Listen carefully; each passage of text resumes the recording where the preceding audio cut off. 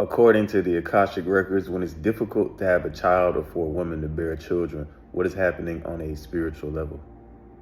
From the Akashic Records perspective, when it's difficult for a person to conceive or for a woman to carry a child, the experience isn't seen as a failure or punishment. It is understood as a multi-layered soul-level occurrence. On one level, it may be tied to soul contracts, agreements made before incarnation between the soul of the potential parent and the soul of the child. Sometimes conception is delayed because the timing isn't aligned. Other times, the soul of the child may be waiting for a specific vibrational window, a moment when the environment, the consciousness, or even the emotional terrain of the parent is most conducive for their mission. On an energetic level, the womb is more than a biological structure. It's a temple. If it's holding old grief, trauma, ancestral pain, or unprocessed emotional residue, it may temporarily resist conception, not because it is broken, but because it's sacred. The body is protecting both the mother and the soul that might arrive. In these cases, the soul of the woman may be undergoing a deeper initiation,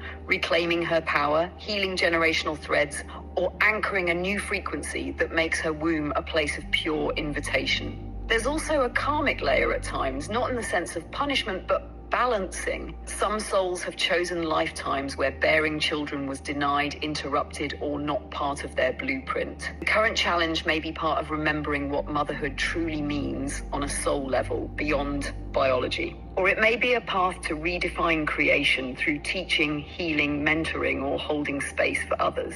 The records honor every path, whether the soul eventually brings life through the womb or not.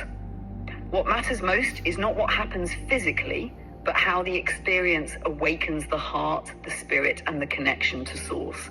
Creation is not limited to childbirth. You are always creating through your energy, your voice, your presence. Okay, and what is happening on a spiritual level when a person is having an abortion? According to the Akashic Records, abortion is not judged in the way human systems often frame it. It is seen as a deeply personal, soul-level intersection between the incarnating soul, the mother, and the spiritual forces supporting them both. When a pregnancy is ended, whether by choice, necessity, or divine timing, it is not the destruction of life in the way many imagine. Instead, it is often understood as a sacred pause, a redirection, or even a mutual agreement between souls. The soul of the unborn child is not harmed or lost. In fact, many of these souls return at another time through the same mother or through another vessel when conditions are more aligned. In some cases, the soul never intended to be born.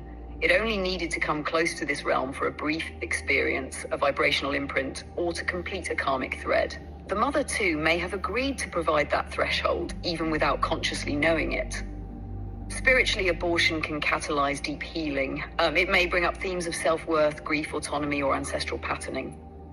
But none of it is outside the soul's capacity for love and evolution. The Akashic Records do not view abortion as sin. They view it as part of the complex, sacred tapestry of incarnation, choice, and divine timing. What matters most is how the experience is integrated. When held with reverence, honesty, and love, even the deepest losses can become doorways into greater compassion, awakening, and soul remembrance.